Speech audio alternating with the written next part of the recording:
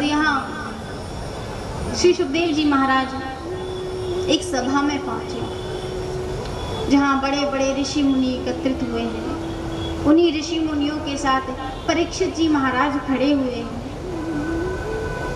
परीक्षित जी को 7 दिन में तक्षक के डसने पर मृत्यु हो जाएगी, ऐसा शाप लगा हुआ है। तो अपनी मुक्ति के लिए परीक्षित जी संतों के पास आए हैं और यहाँ उसी संतों के मंडली में श्री सुखदेव जी आए। जैसे ही सुखदेव जी को देखा, बड़े बड़े संत महात्मा ऋषि मुनि, इतनी बड़ी उनकी आयु कि उनकी आयु में कई इंद्र बदल गए, कई ब्रह्मा बदल गए।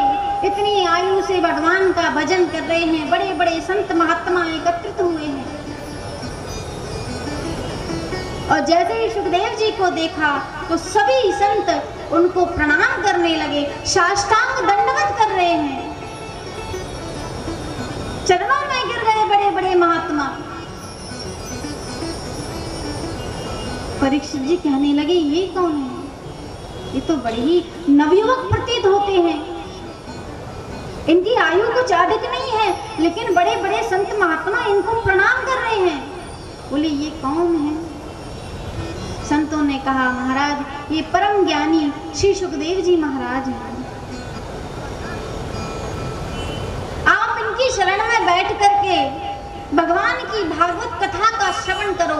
7 दिन तक कथा का श्रवण करने से आपको मुक्ति मिल जाएगी, मोक्ष की प्राप्ति होगी।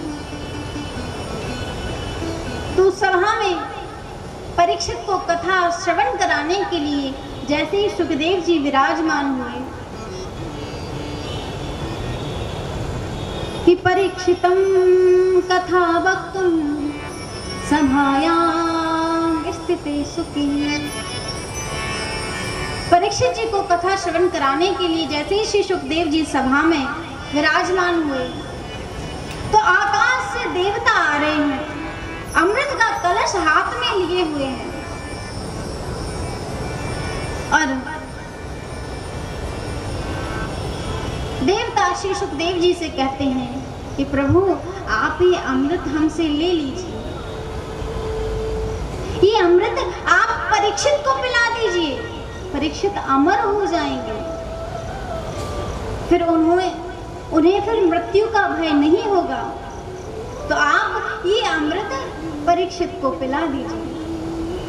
सुखदेव जी ने कहा कि देवताओं, ये देवता बिना स्वार्थ के कोई काम करते नहीं है। आज ये देवता अमृत का कलश लेकर और परीक्षित के लिए आए हैं। बोले इसके पीछे इनका कुछ ना कुछ स्वार्थ होगा। इतने में ये देवताओं ने कहा कि प्रभु ये अमृत का कलश आप ले लीजिए और हमें भागवत रूपी कथामृत पान कराइए। सुखदेव जी ने कहा, हम बिल्कुल समझ गए थे कि तुम देवता तो बड़े व्यापारी हो, सीधे सीधे बिना मतलब के कोई चीज दे ही नहीं सकते। अगर तुम अमृत देने आए हो तो बदले में कथा सुनना चाहते हो। तो बोले अगर तुम्हें भागवत कथा सुननी ही थी तो भक्तों के समान सामने बैठकर भागवत कथा का श्रवण करते, हम तुम्हें अवश्य कथा सुनाते। लेकिन तुम तो यहाँ अमृत का कलश लेकर के और अदला बदली करने आए हो, व्यापार करने आए हो। बोले ये जो तुम्हारा स्वर्ग का अमृत है ये कांच का टुकड़ा है और ये भागवत कथा एक दिव्य मणि है। तो बताओ कांच के टुकड़े के बदले में हम मणि कैसे दे सकते हैं? तो भक्तांश्च विज्ञाय न दत्तो स कथामृतम् श्रीमद् भगवती वार्ता शुराणामपि दुर्लभम्।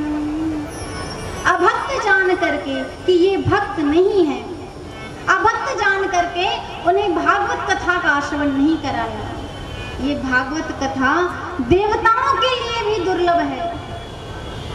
कई जन्मों के जब पुण्य उदित होते हैं तब श्रीमद् भागवत कथा का श्रवण करने का अवसर प्राप्त होता है।